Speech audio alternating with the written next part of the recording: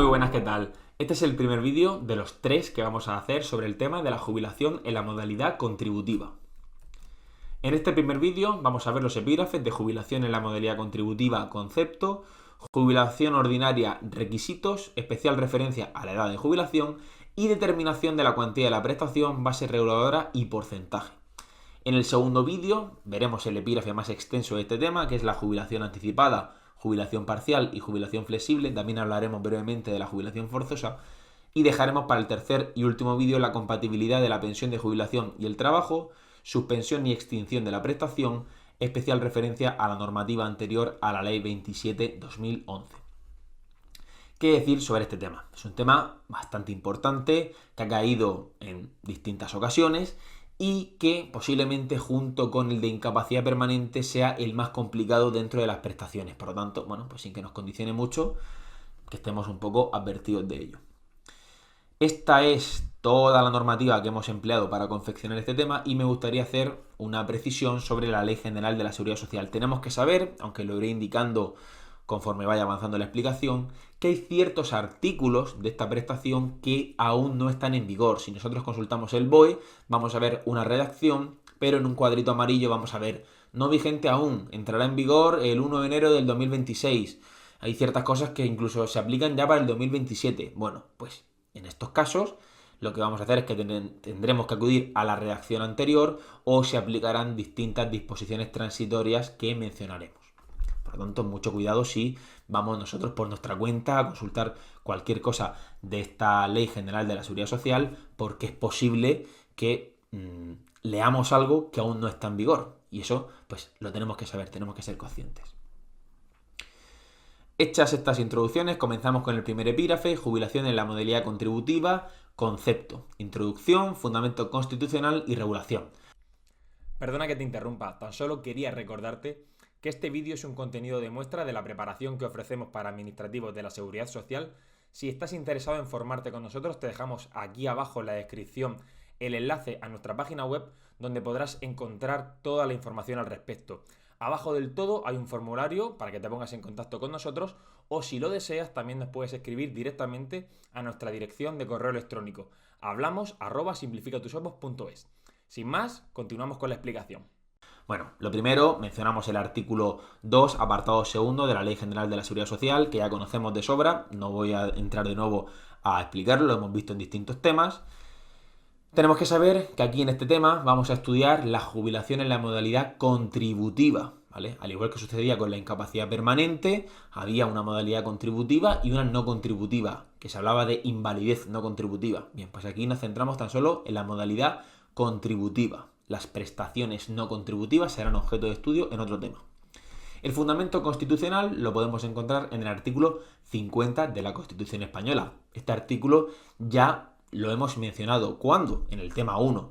La seguridad social en la Constitución Española de 1978. Decíamos que de este artículo se manifestaba la protección de la tercera edad. Era un principio rector de la política social y económica y se encuadraba en el capítulo tercero del título primero. Bueno, pues con esto podemos pegarle un repasito a ese listado de artículos del primer tema. ¿Dónde se encuentra regulada la jubilación en su modalidad contributiva? En los artículos 204 a 215 de la Ley General de la Seguridad Social. Y aunque no sea muy importante, pues bueno, tenemos que saber que esta prestación ha sufrido dos grandes reformas, una en 2013 y otra en 2022 debido a estas normas que mencionamos aquí, ¿vale? Esto no es muy interesante, pero bueno, lo podemos tener en consideración. Concepto de pensión de jubilación en su modalidad contributiva. Encontramos la definición de esta prestación, de esta modalidad contributiva, en el artículo 204 de la Ley General de la Seguridad Social que ponemos aquí prácticamente textualmente. De esta redacción nosotros extraemos los elementos generales de la pensión de jubilación en su modalidad contributiva, que los vamos a distinguir de los requisitos generales que estudiaremos en el siguiente epígrafe. ¿Cuáles son los elementos generales de esta pensión? Bien, pues es una pensión vitalicia única para cada beneficiario. Se causa derecho a la misma cuando se alcanza la edad establecida y se cesa en el trabajo por cuenta ajena, ¿vale? Es importante que se cumplan ambos requisitos, importante este y, que pues señalamos especialmente, no es un o, y su cuantía y requisitos para gozar derecho a la misma se establecen normativamente. Bien. Otras cuestiones que no aparecen directamente en este artículo, pero que son interesantes resaltar, es que esta pensión es imprescriptible. La norma general, que aparece en el artículo 53, primer apartado de la Ley General de la Seguridad Social, es que el derecho al reconocimiento de las prestaciones prescribe a los 5 años, contados desde el día siguiente al que tenga lugar el hecho causante que origina, digamos, esa prestación. Pero en el caso de la jubilación es imprescriptible. Este artículo 53 establece que hay ciertas salvedades, pues precisamente la jubilación es una de ellas. ¿Esto qué quiere decir? Que, por ejemplo, cuando se causa derecho a una prestación, porque se ha producido el hecho causante, se va a poder reclamar el percibo de la prestación como norma general en un plazo de 5 años. Eso sí, no nos van a pagar todo íntegramente. La retroactividad máxima va a ser de 3 meses. Es decir, si tú lo pides a los 3 años, no te van a pagar los 3 años que te deben, tan solo los 3 meses anteriores. Retroactividad máxima de 3 meses. Pero en el caso de la jubilación, el derecho al reconocimiento de la prestación no prescribe, es decir, no se establece en 5 años, sino que puede ser más adelante. Es decir, una persona que tendría derecho a percibir la pensión de jubilación no lo hace en el momento, lo hace pasado 7 años, ¿vale? Pues va a tener derecho. Lo que pasa es que no se le van a pagar esos 7 años con efectos retroactivos, tan solo se van a pagar 3 meses, porque la retroactividad máxima sí que es en todo caso 3 meses. Bien, aquí distinguimos la prescripción, la norma general de las excepciones, esta es una de ellas, de la retroactividad de los efectos económicos, que sí que son 3 meses. Y otra característica que tiene esta prestación es que tributa por el IRPF. Ya veíamos en otros temas algunas prestaciones que quedaban exentas de este impuesto sobre la renta de las personas físicas. Pues bien, esta pensión de jubilación sí que tributa por el IRPF. Bien, un epígrafe muy breve, pasamos al siguiente.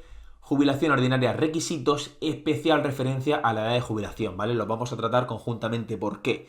Porque aquí vamos a hablar de requisitos generales, ¿vale? No confundamos con los elementos generales aquí. Y también unos requisitos específicos. Pues bien, esta edad de jubilación va a ser uno de estos requisitos específicos. Por lo tanto, pues tiene bastante sentido que los tratemos conjuntamente. Requisitos generales para acceder a la pensión contributiva de jubilación. Se prevén en el artículo 165, primer apartado, de la Ley General de la Seguridad Social. Y son estar incluido en el ámbito de aplicación de la Seguridad Social y estar afiliado en situación de alta o asimilada al alta. Pero mucho ojo con este segundo requisito, porque no va a ser necesario en todo caso. Va a haber casos en los que se pueda acceder a la pensión de jubilación desde una situación de no alta, pero en otros sí que se va a exigir. Entonces aquí es donde indicamos en qué casos es necesario y en cuáles otros no. Este requisito, estar dado de alta, se exige solo para las jubilaciones anticipadas, no se exige cuando se cumple la edad ordinaria. En este caso se tienen que cumplir los requisitos de edad y cotización que ahora veremos con detenimiento, ¿de acuerdo? Entonces, importante, por diferenciarlo de otras prestaciones que conocemos, se puede acceder a esta prestación, a esta pensión de jubilación en su modalidad contributiva, si no se está de alta, en el caso de que estemos hablando de la que se produce cuando se cumple la edad ordinaria. Si estamos hablando de una jubilación anticipada, entonces sí es necesario estar dado de alta. Bien, esto, aunque se líe un poco con este desglose de este requisito, es bastante sencillo. Vamos a ver con un poco más de detenimiento los requisitos específicos, que es donde está aquí la chicha de este epígrafe. Se recogen en el artículo 205 y resumidamente son cumplimiento de la edad establecida, tener cubierto un periodo de cotización determinado y la producción del hecho causante.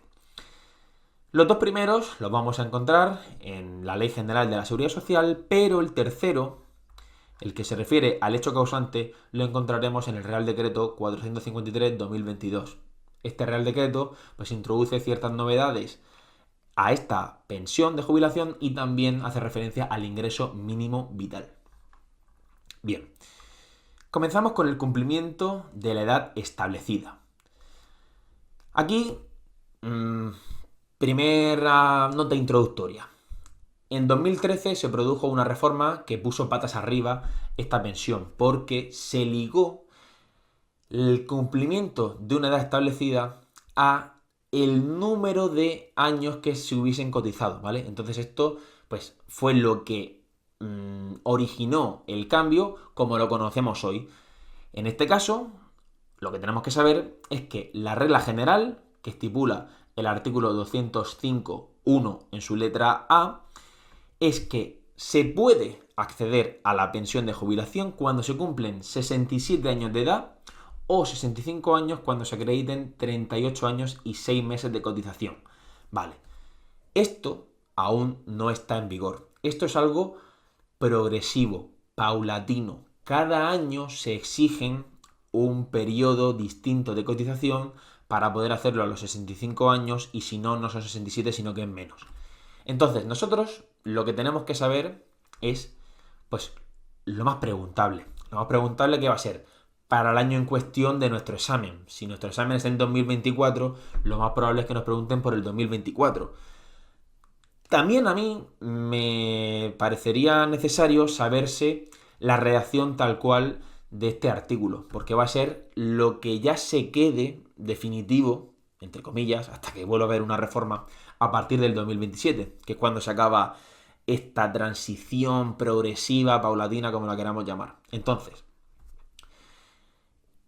esto lo vamos a ver en la disposición transitoria séptima. Aquí veremos un cuadro en el que año a año se va aumentando esta edad y también se va aumentando el periodo de cotización que se exige para poder jubilarse a esta edad. En 2024, que es desde nuestro punto de vista lo más preguntable, es 65 años si se tienen cotizados 38 o más años, ¿vale? No 38 y 6 meses, sino 38 o más. Y 66 años y 6 meses si se tienen cotizados menos de 38 años. Si consultamos esta disposición transitoria séptima, si nos vamos a este cuadro, vamos a ver cómo años atrás estos requisitos eran más laxos y conforme vayan pasando los años serán más estrictos hasta que ya finalmente lleguemos al 2027 y se aplique esto de aquí. Como digo, en el examen, bueno, nos pueden preguntar lo que sea, pero a mí me parece un disparate que nos pregunten por cuál era la jubilación en 2021 o cuál será en 2026. No sé, no lo termino de ver. Para mí lo más preguntable es esto, lo de 2024. Después, bueno, me iría a la regla general. Y ya, pues si lo tenemos todo súper dominado, podemos intentar buscarle la lógica a cómo van subiendo estos requisitos o cómo van bajando para memorizarnos todos los restantes años, ¿vale? Pero vamos a establecer niveles de prioridad. Yo me quedaría aquí. No me iría a conocer todos los años. Para el cómputo de estos periodos no se tiene en cuenta la parte proporcional correspondiente a las horas extraordinarias. Esto lo veremos de nuevo posteriormente en el siguiente requisito. Y se tomarán años y meses completos sin que se equiparen a ellos las fracciones de las mismas, ¿vale? Se desechan las fracciones, tan solo nos interesan años y meses completos. Bien, hemos incidido bastante en esta casuística que hay en cuanto a la edad establecida y ahora vamos a hablar del periodo de cotización que se exige. Aquí nos dicen para poder acceder a la pensión de jubilación. Pero ¿qué pasa? Que tiene que haber un mínimo. Este mínimo es en el caso de que, aun cumpliendo los 67 años de edad, o vamos a imaginar en 2024 los 66 años y 6 meses, si no se tiene cotizado estos periodos que ahora veremos, no hay lugar a la pensión de jubilación, ni antes ni después, ¿vale? Nos vamos a tener que ir pues, a una jubilación no contributiva. Entonces, esto lo vemos en la letra B. Y recapitulando, tenemos una carencia genérica y una carencia específica, al igual que veíamos en la incapacidad permanente. Carencia genérica, 15 años. Carencia específica, el requisito sobre ese requisito, pues que de esos 15 años, al menos 2 estén comprendidos en los últimos 15 años anteriores al hecho causante. En los casos en los que se acceda a la jubilación desde una situación de alta o similar a la alta sin obligación de cotizar, entonces se tiene en cuenta hasta que cesó la obligación de cotizar. Por lo tanto, tenemos que saber que si una persona en el 2024 alcanza la edad de 66 años y 6 meses, pero no tiene cotizados 15 años, sino que tiene cotizados 13, o tiene cotizados 15, o incluso 20, pero no tiene al menos 2 en los últimos 15, no va a causar derecho para acceder a esta prestación, ¿de acuerdo? Por eso aquí estamos hablando realmente también de un periodo de cotización, pero vinculado totalmente a la edad. Aquí no se vincula a la edad, aquí es exclusivamente tener cubierto un periodo mínimo de cotización, ¿vale? Y luego, lógicamente, el haber cotizado menos años o más años, pues va a afectar a la cuantía de la pensión que vamos a percibir, porque cada año pues va a sumar y va a hacer que nuestra pensión suba. Si no, no tendría sentido. Si no, diríamos, vale, que con 15 años ya es suficiente, me lavo las manos, no trabajo más. No, evidentemente, cada año trabajado pues hace que la base reguladora de esta pensión y finalmente la prestación que se percibe sea mayor. Especialidades sobre esta cuestión del periodo de cotización que se exige. No se tendrá en cuenta la parte proporcional correspondiente a las pagas extraordinarias, al igual que sucedía con la edad, ya lo mencionábamos. Se computan a favor de la trabajadora solicitante de la pensión de jubilación los días asimilados por parto, ya lo vimos en el tema 4. Hablábamos de que en los casos en los que no se era trabajadora o funcionaria, se sumaban 114 días por parto, 112, y se sumaban 14 días más por cada hijo a partir del segundo en casos de parto múltiple, ¿vale? Pues en estos casos sucede lo mismo. Se tiene en cuenta para el acceso a la pensión de jubilación los periodos de excedencia que se consideran de cotización efectiva, como por ejemplo la excedencia por cuidado de hijos. Esto también ya lo veíamos y es pues un trabajador que es padre, se coge esta excedencia, pese a que no está cobrando durante ese tiempo, porque está sin trabajar, sí que se entiende que cotiza a estas prestaciones, ¿de acuerdo?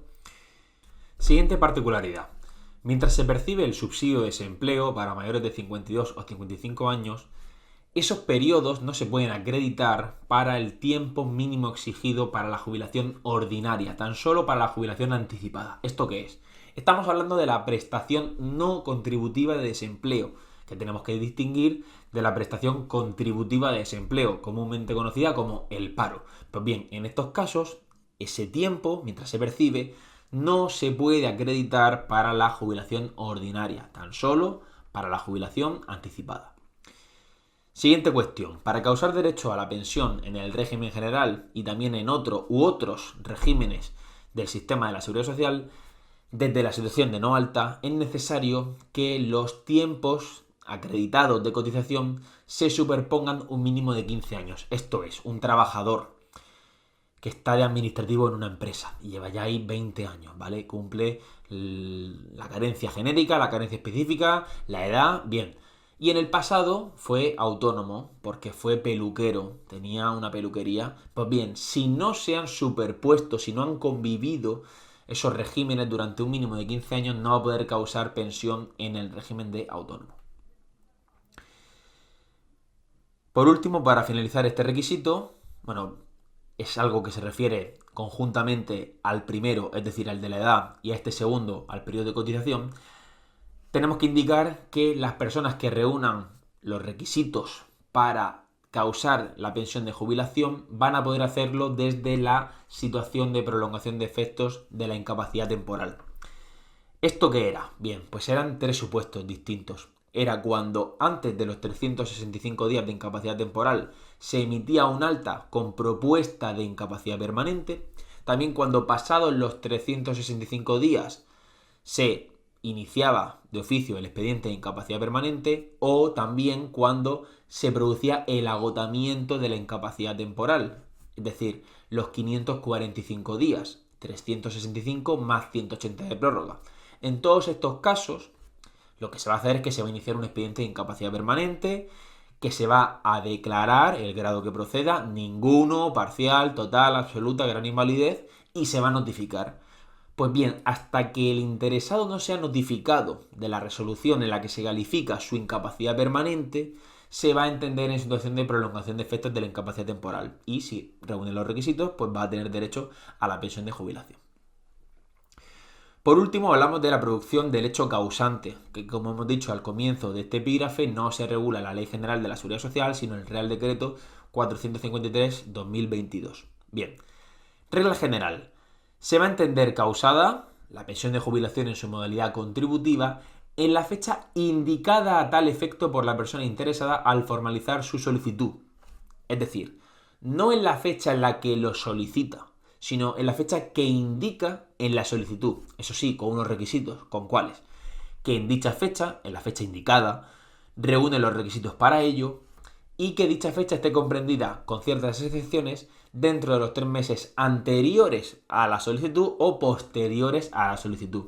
Es decir, una persona que aún no cumple los requisitos para percibir esta pensión de jubilación en su modalidad contributiva puede solicitarlo con 3 meses de antelación diciendo, oye, en tal fecha ya voy a tener los requisitos cumplidos. Ahí voy a comenzar a percibir la pensión de jubilación. Eso es permitido. Lo que no está permitido es que sea con una antelación mayor. O sea, hay que ser previsor, pero no tanto. Si lo haces con 6 meses de antelación, entonces no sería válido. También lo puedes hacer con posterioridad. ¿Con cuántos meses? De nuevo, con 3. ¿Por qué? Vamos a hilarlo con lo que hemos dicho antes, con esa retroactividad de los efectos económicos máxima de 3 meses. Entonces, si tú ya cumples los requisitos el 1 de abril del 2024, pero lo solicitas el 1 de abril del 2025, tú no puedes indicar que la fecha sea el 1 de abril del 2024. No, máximo 3 meses. ¿Por qué? Porque la retroactividad de los efectos económicos va a ser de 3 meses. Entonces, 1 de abril, tiramos 3 meses para atrás, 1 de enero. Tú puedes indicar que vas a percibir la pensión de jubilación desde el 1 de enero del 2025 y el periodo comprendido entre el 1 de abril del 2024 y el 1 de enero del 2025 lo pierdes por no haberlo solicitado a tiempo, porque tienes 3 meses de retroactividad máxima. No confundir con la prescripción del derecho al reconocimiento, ¿vale? Una cosa es que se reconozca el derecho y una cosa es que se perciba la prestación. Es distinto. Cuando hablábamos de la imprescriptibilidad de esta pensión de jubilación, hablamos de la regla general y era 5 años. Entonces, tú, si cumples los requisitos el 1 de abril del 2024, puedes solicitar la pensión de jubilación el 1 de enero del 2030, que ya han pasado más de 5 años. ¿Por qué? Porque es imprescriptible. Pero siempre, en todo caso, la retroactividad de los efectos económicos va a ser de 3 meses. ¿De acuerdo? Entonces, vamos a distinguir, importante, ya hemos visto en los 2 puntos esta cuestión, la prescripción del reconocimiento con el percibo de la pensión de jubilación. Y aquí pues se habla de esto. Si la solicitud se presenta transcurrido más de 3 meses desde la fecha del cese, que hablábamos que había que cesar en el trabajo, los efectos económicos de la pensión se producen con una retroactividad máxima de 3 meses desde la presentación de la solicitud. ¿Vale? Por eso es importante saber que no podemos ir más para atrás, tan solo 3 meses. Esta sería la regla general, 3 meses de antelación o 3 meses de posterioridad, y aquí tenemos unas reglas especiales. Algunas obvias, otras quizás no tanto, pero bueno, creo que no tiene mucha explicación y alguna de ellas ha sido preguntada, por lo tanto, pues con ojo, vamos a leerlas. Alta en alguno de los regímenes de la Seguridad Social. ¿Cuándo va a ser el hecho causante? El día de la baja en dicho régimen como consecuencia del cese del trabajo por cuenta propia o ajena en la actividad o condición que hubiese determinado la inclusión en su ámbito de aplicación. Bueno, esto es mucho rollo al final para decir la fecha del cese. Situación asimilada a la del alta por traslado del trabajador fuera del territorio del Estado al servicio de una empresa española. El hecho causante concurre el día del cese en el trabajo. De nuevo, bastante obvio. Situación asimilada a la del alta por excedencia forzosa por ocupar un cargo público que imposibilite la asistencia al trabajo. El hecho causante, el día del cese en el cargo o funciones. Lo mismo. Cese, cese, cese. Nos podrían mezclar uno de estos con una de estas situaciones, pero bueno, creo que es obvio cuáles van de la mano y cuáles no. Extinción por la pérdida de la condición de que se trate de los convenios especiales aplicables a diputados y senadores de las Cortes Generales, miembros de los parlamentos y gobiernos de las comunidades autónomas o a los españoles que ostenten la condición de funcionarios o empleados de organizaciones internacionales intergubernamentales, como por ejemplo sería la Unión Europea. El hecho causante concurre el día de la extinción del convenio especial, ¿vale? Esto es muy obvio, lo que estoy leyendo quizás no aporte mucho, pero bueno, también nos puede servir un poco para interiorizarlo. Y por último, la última regla especial, extinción de la prestación o subsidio por desempleo, incluido el subsidio de mayores de 52 años por el cumplimiento de la edad ordinaria de jubilación aplicable a cada caso. El hecho causante concurre el día del cumplimiento de dicha edad. Bien. Con esto cerramos este tercer requisito de la producción del hecho causante, lo más importante estos 3 meses y que es la fecha indicada, no la fecha en la que se presenta la solicitud, que por cierto también podría serlo, ¿de acuerdo? Sino la que se indique. Puede indicar que sea ese día, 3 meses para atrás, 3 meses para adelante. Y luego estas reglas especiales. Y con esto terminamos este epígrafe y nos adentramos en el último que vamos a ver en este vídeo, que es determinación de la cuantía de la prestación, base reguladora y porcentaje. Bueno, ya lo decíamos, cuando hablábamos de cotizaciones, había una base de cotización y un tipo, y cuando hablamos de prestaciones hay una base reguladora que se extrae realmente de las bases de cotización y un porcentaje que se aplica a esa base reguladora. Bien, determinación de la base reguladora de la pensión de jubilación, artículo 209 de la Ley General de la Seguridad Social. Bien, esta es una de las cuestiones que si acudimos a este artículo vamos a ver una redacción distinta. Lo que pasa es que aún no está en vigor, por lo tanto hay que irse a la redacción anterior. Y entonces lo que nos interesa, si el examen es en 2024, si es nuestro examen en 2027, ya sería distinto. Pero si no es en esa fecha, pues entonces la base reguladora de la pensión de jubilación será el cociente que resulte de dividir por 350 las bases de cotización del interesado durante los 300 meses, que son 25 años, inmediatamente anteriores al mes previo al del hecho causante. Bien, vamos a detenernos un poco. Aquí me parece siempre interesante el final, ¿no? Porque a veces es el mes previo y otras veces es anteriores al mes previo, ¿vale? Ahí ya habremos visto, en unas prestaciones se utiliza lo del mes previo y en otras es anteriores al mes previo. Aquí nos dicen las 300 bases de cotización inmediatamente anteriores al mes previo al del hecho causante. Si el hecho causante es en marzo, el mes previo es febrero, las 300 bases de cotización inmediatamente anteriores serían desde la enero para atrás. Bien. ¿Por qué estas cifras? Pues bien, 300 meses son 25 por 12, 350, 25 por 14, lo mismo que sucedía con otras prestaciones. Al fin y al cabo aquí lo que se hace es pues ese prorrateo de las pagas extraordinarias. Y aquí, bueno, pues una precisión, y es que una regulación que se encontraba en la disposición transitoria octava ya no se aplica porque desde el 1 de enero del 2022 está ya, digamos, no está en vigor. Por lo tanto, lo que nos interesa es este artículo 209 con la redacción vieja, ¿vale? No con la redacción nueva, que es la que vamos a ver si consultamos nosotros el BOE y no le damos a redacción anterior. Mucho cuidado aquí porque soy consciente, y yo también lo hacía mientras estudiaba, pues que a veces nos gusta ir al BOE y leer un artículo, pegarle nosotros un repaso de otra forma, ¿no? Pues aquí mucho cuidado porque nos podríamos confundir. Vamos a ver ahora cuestiones que tienen que ver con las bases de cotización y que van a influir en la base reguladora de esta pensión. Ya las conocemos porque las vimos en el tema de incapacidad permanente. Cómputo de las bases de cotización que integran la base reguladora de la pensión de jubilación. Las bases correspondientes a los 24 meses anteriores al mes previo del derecho causante se computan en su valor nominal, es decir, se cogen tal cual, ¿de acuerdo? 24 meses, que son 2 años.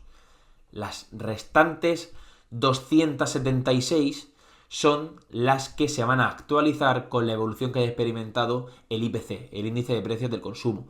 Pero las 24 anteriores al mes previo del derecho causante se cogen su valor nominal, tal cual. No se experimenta ninguna evolución del IPC, no se actualiza, ¿de acuerdo?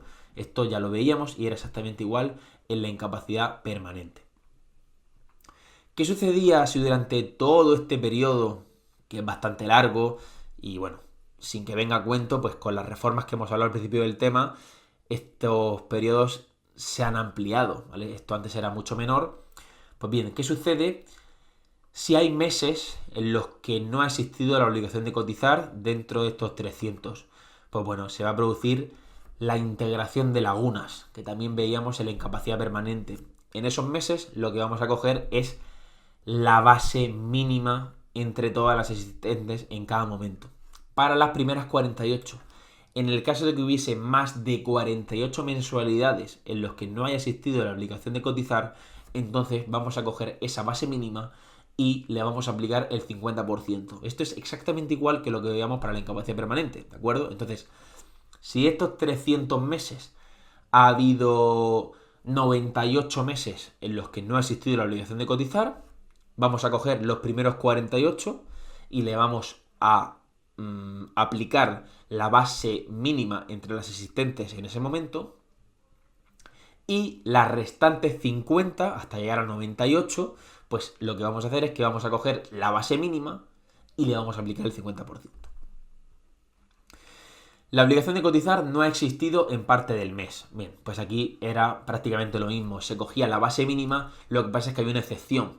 Y es que si durante la parte del mes en los que sí se ha cotizado ya se alcanzaba la base mínima, pues entonces ya no se cogía nada, ya estaba cubierto. En definitiva, con lo que nos teníamos que quedar es que en los periodos en los que no ha existido la obligación de cotizar, pues se coge la base de cotización mínima. Y si nos pasamos de 48 mensualidades, entonces se aplica el 50%. En los supuestos de pluriempleo, vamos a distinguir pluriempleo de pluriactividad por enésima vez. Pluriempleo son 2 trabajos dentro del mismo régimen, ¿vale? Pues una persona que por la mañana es camarera y por la tarde trabaja en una tienda de ropa. Pues en ese caso lo que se va a hacer es que se van a sumar las bases de cotización de ambas actividades, no, de ambos trabajos, y se va a aplicar el límite del máximo de cotización vigente en cada momento. Si se supera, no va a surgirle ningún beneficio más. Hay un tope máximo que para el 2023 está cerca de los 4.500 euros y se actualiza año a año en la Ley de Presupuestos Generales del Estado. Vamos a hablar ahora de los incrementos de las bases de cotización en los últimos 2 años. Bien, ¿esto qué es? Estos son incrementos que se producen en las bases de cotización y en algunos casos va a proceder y en otros casos no. ¿Por qué no va a proceder? Pues porque se va a evitar trampear, se va a evitar que por cierto amiguismo entre empresario y trabajador se incrementen las bases de cotización de este último con el objetivo de acabar causando una mayor pensión de jubilación.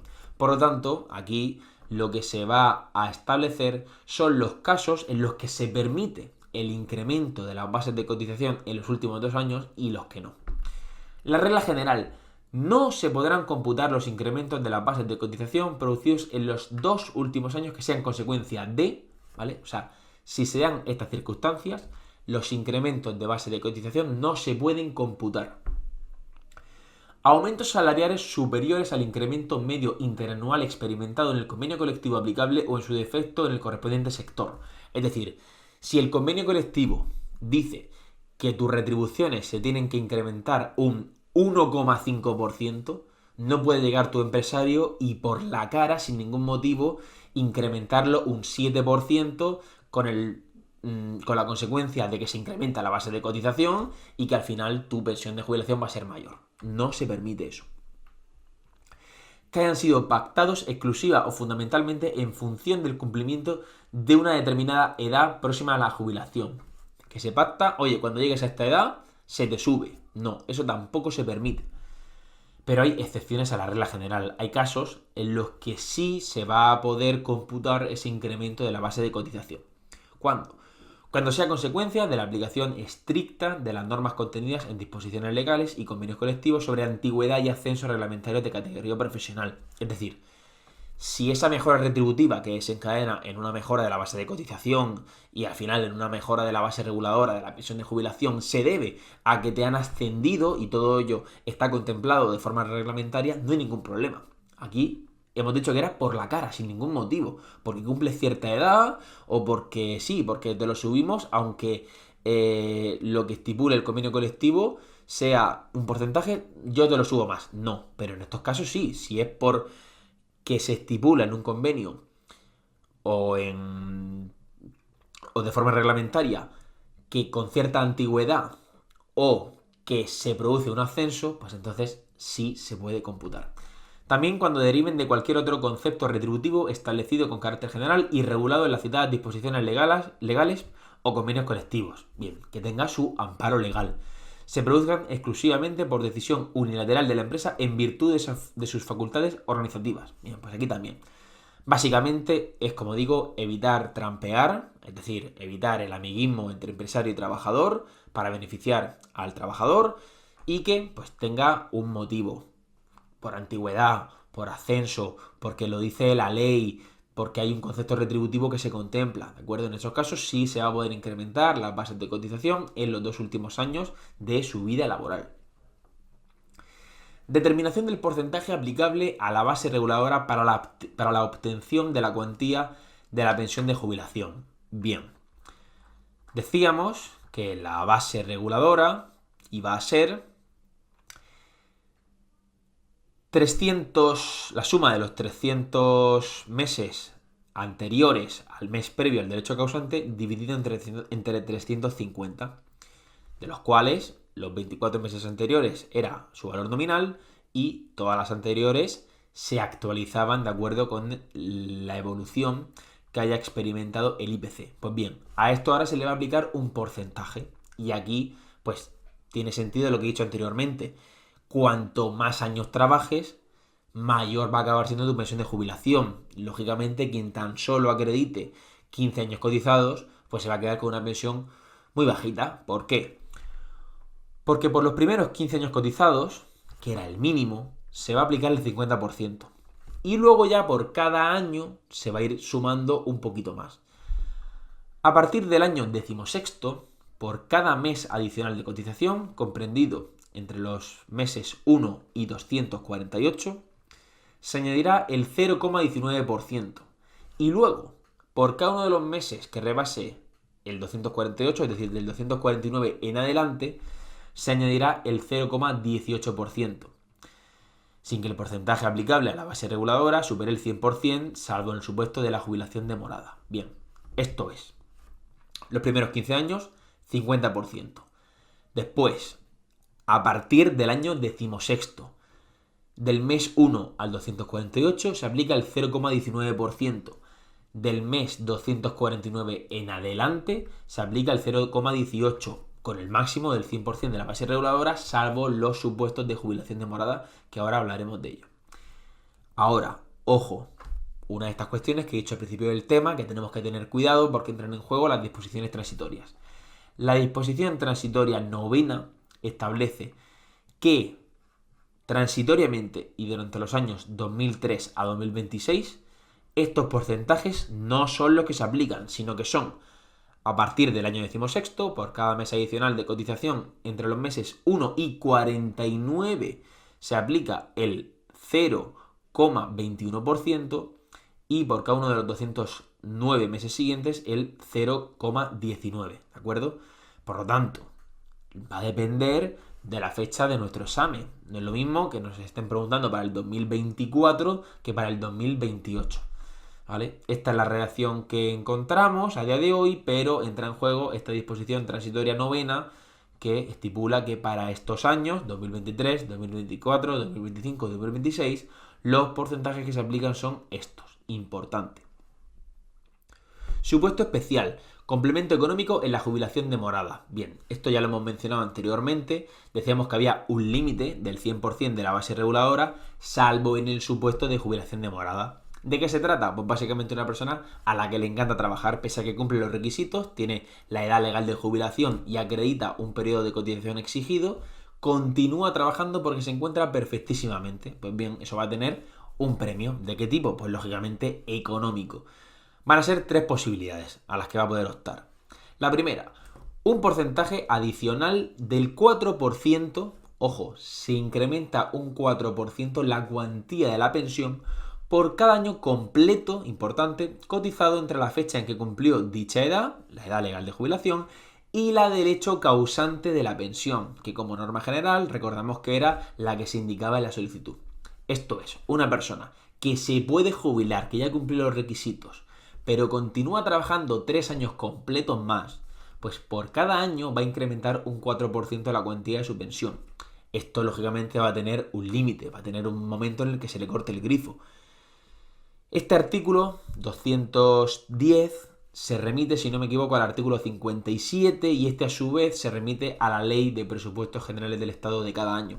Y ahí se marca un tope máximo de la cuantía de las pensiones, de tal forma que, como digo, se va incrementando un 4% por cada año completo de cotización con ese tope máximo.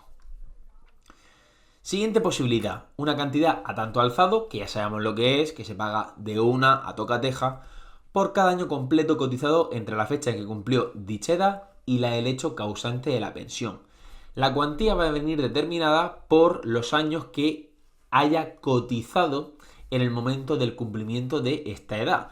Y la forma de cálculo va a variar según si se acreditan 44 años y 6 meses o menos de esos 44 años y 6 meses. No es necesario que nos metamos a ver cómo sería la forma de cálculo, es suficiente con que sepamos que existen esas 2 posibilidades. Y por último tenemos la tercera posibilidad que combina las 2 anteriores.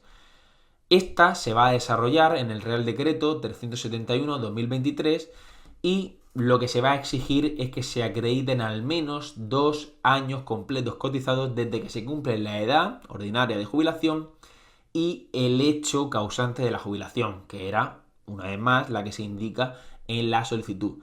Siempre que al cumplir de esa edad se hubiese reunido el requisito del periodo mínimo de 15 años cotizados. ¿De acuerdo? Por lo tanto, recapitulando, una persona que se puede jubilar pero que continúa trabajando, continúa cotizando, pues se va a incrementar en una de estas formas su pensión, ¿vale? Va a salir beneficiado por ello.